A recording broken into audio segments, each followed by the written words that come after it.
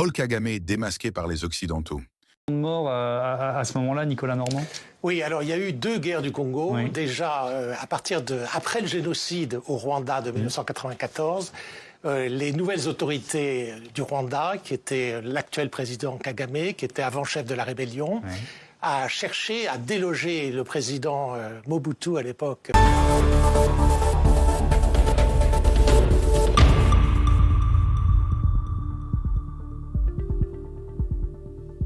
Mort à ce moment-là, Nicolas Normand? Oui, alors il y a eu deux guerres du Congo. Oui. Déjà, après le génocide au Rwanda de 1994, les nouvelles autorités du Rwanda, qui était l'actuel président Kagame, qui était avant chef de la rébellion, a cherché à déloger le président Mobutu à l'époque à Kinshasa. C'était la première guerre du Congo. Et ensuite, le président un peu marionnette qui avait été installé par le Rwanda, qui était Laurent Désiré Kabila, a cherché, lui, à prendre de l'indépendance par rapport à Kigali, par rapport au Rwanda. Et c'est la deuxième guerre du Congo, à partir de 98 à peu près, 98. Il a été installé en 97 et dès l'année suivante, en 98, il s'est rebellé contre sa tutelle rwandaise. C'est la deuxième guerre du Congo. Ces deux guerres ont fait 10 millions de morts, dit-on, mais essentiellement des victimes collatérales de la guerre, par famine, par maladie, plus que des victimes directes. Voilà. Et ensuite, ça fait donc 30 ans qu'il y a la guerre et c'est à chaque fois le Rwanda qui envahit le Congo. Oui. C'est toujours le même agresseur.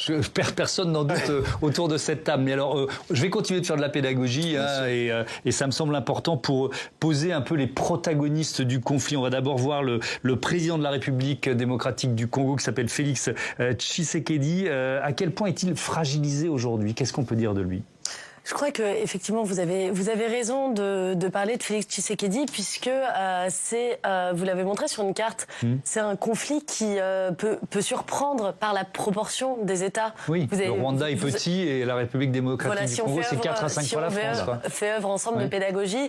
Il y a ce pays absolument continent mais qui est aussi difficile à administrer depuis maintenant des décennies, avec Kinshasa, vous l'avez vu, qui est à l'autre bout, qui est à l'ouest, alors que on parle, cette région en guerre là dont on parle en ce moment, c'est à l'est.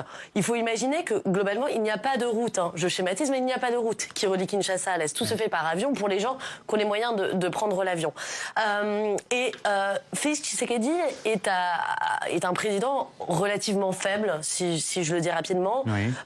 Il est arrivé à la tête de l'État dans des circonstances, disons, électorales un petit peu compliquées, à la suite d'un deal politique plus que... En gros, il n'a pas gagné les élections et il a accédé au pouvoir grâce à un accord politique. Donc, il n'avait pas à l'époque la légitimité populaire. Il a été réélu depuis. Et il dit qu'il souhaite lutter contre la corruption de façon très forte. Il l'a écrit dans un livre, etc. On peut tout à fait le croire, le prendre au mot.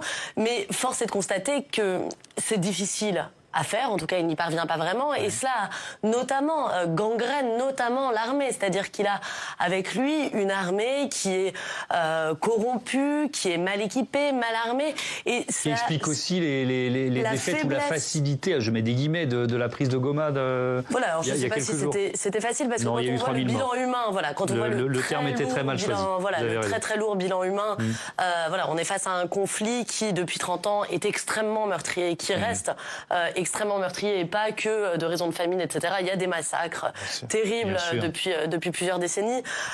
Mais c'est la faiblesse de l'État congolais, la difficulté à administrer cet État est aussi une clé d'explication de ce qui se passe en ce moment. Alors il y a un autre personnage clé de ce conflit, c'est le leader du mouvement M23 qui s'appelle Sultani Makanga. Alors effectivement, je veux bien vous entendre là-dessus, peut-être pas tant sur sa personnalité ou sur le fait qu'il soit soutenu par le Rwanda, je pense que tout le monde l'a à peu près compris, Jean-Claude Félix Sikaya, mais quand on regarde la carte, on se dit la République démocratique du Congo, c'est immense, et les deux, pour aller prendre la capitale, Kinshasa, il faut traverser tout le pays, vous le dites, il n'y a pas de route.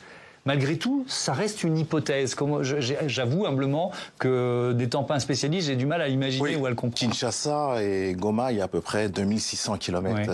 Il y a deux fuseaux horaires en RDC.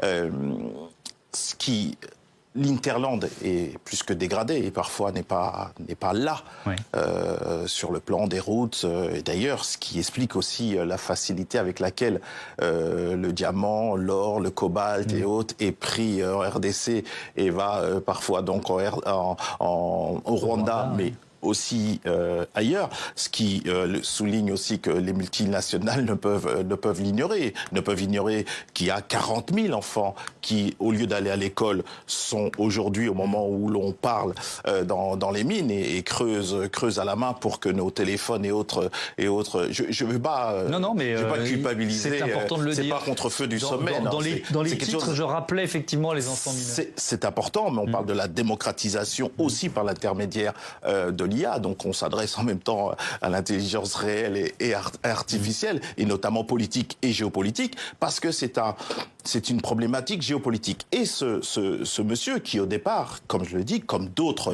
milices, qui se disent souvent, c'est totalement vrai et vérifié sur le plan des inégalités sociales, territoriales, économiques, sauf que il y a à chaque fois, pour beaucoup, la prise d'armes accompagnée donc de massacres, accompagnée de viols systématiques, accompagnée. Je ne pourrais pas tout dire là ce soir parce que ça pourrait être censuré tellement malheureusement c'est l'effroi et la consternation qui pourrait saisir le téléspectateur. Donc ça rend caduque, c'est un euphémisme, la réalité des revendications politiques. Et qu'est-ce qu'ils font ? Notamment ce monsieur, quand ils sont congolais, ils repartent au Rwanda, et quand ils reviennent, ils sont surarmés. Quand ils progressent, où ils s'arrêtent ? Ils s'arrêtent où il y a des mines. Où il y a des mines, ils tuent s'il faut, et ils font travailler des enfants, filles, petites filles, garçons, hommes, vieillards et autres, et ils surveillent pour que ça, mais ça veut dire, pardon de vous interrompre, ça veut dire que leur objectif, c'est pas forcément de prendre le pouvoir à Kinshasa. Je reviens à ma question. Alors c'est complètement, hybride et imbriqué, parce que on n'a pas encore parlé de l'agence pour le fleuve Congo, c'est-à-dire. En plus, le président est un ancien haut fonctionnaire de l'ONU. C'est ça. Corneille Nangaa, qui est un ancien haut fonctionnaire de l'ONU et qui était président il y a très peu de la commission électorale nationale indépendante, et qui était donc proche de Tshisekedi, donc il y a eu donc un schisme, des accords, et notamment dans les accords notamment où M. Tshisekedi a retourné entre guillemets sa veste et parti de l'opposition pour aller au pouvoir. Je vais être très honnête, on va s'y perdre un petit peu. Pour vous dire que la population de Goma, qui n'est pas sa première expérience, et les autres populations qui sont aussi au sud Kivu. Là, ils sont donc à l'est du pays. À l'est du pays, toujours l'est. Ils ne croient pas réellement dans ces leaders. Et d'ailleurs, quand ils font des meetings, ce sont des convocations. Allez, je reprends la main, pardon. Il y a encore beaucoup de thèmes à aborder, avec une première réaction, celle du porte-parole du gouvernement de la RDC, qui est également ministre des Communications, qui accuse le Rwanda d'avoir attaqué les civils, mais aussi les forces de maintien de la paix des Nations Unies. Écoutez. En soutenant activement ces groupes armés, le Rwanda porte une responsabilité directe dans ces violations, exposant ainsi les civils à des souffrances inimaginables. Les forces de maintien de la paix, sous le mandat du Conseil de sécurité, en particulier la MONUSCO, ainsi que les installations humanitaires, ont été prises pour cible à plusieurs reprises, compromettant leur capacité à protéger les civils dans un environnement hostile. Et donc, je voudrais qu'on parle du Rwanda, dernier protagoniste et non des moindres, le président Paul Kagame.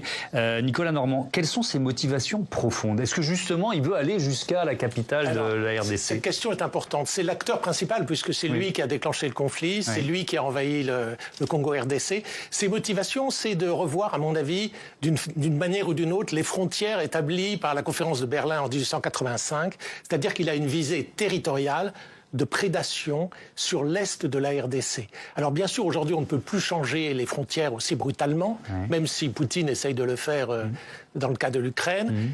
Donc il utilise un groupe qui est le M23, qui est complètement armé et aux ordres du Rwanda, et il veut une négociation entre Kinshasa et ce M23. Une négociation pour quoi faire ? Pour que le M23, qui représente le Rwanda, ait une tutelle et administre cette zone, pour le compte du Rwanda.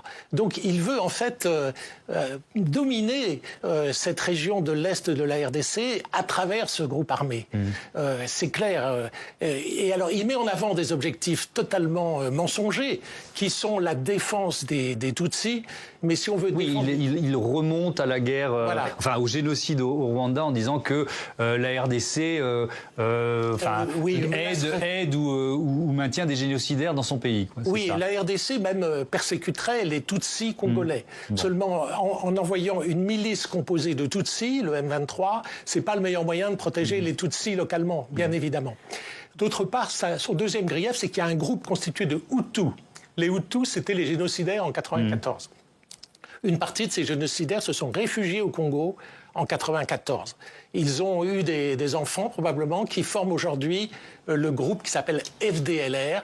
Et selon Kagame, ce groupe menacerait la sécurité du Rwanda. Et ça, vous nous dites que c'est un prétexte ? Oui, c'est un prétexte parce que tous les spécialistes estiment que le FDLR ne menace pas réellement la sécurité du Rwanda. Donc Donc vous n'êtes pas tous d'accord, je vous donne la parole. Je suis Anna Silvestrenia. Je suis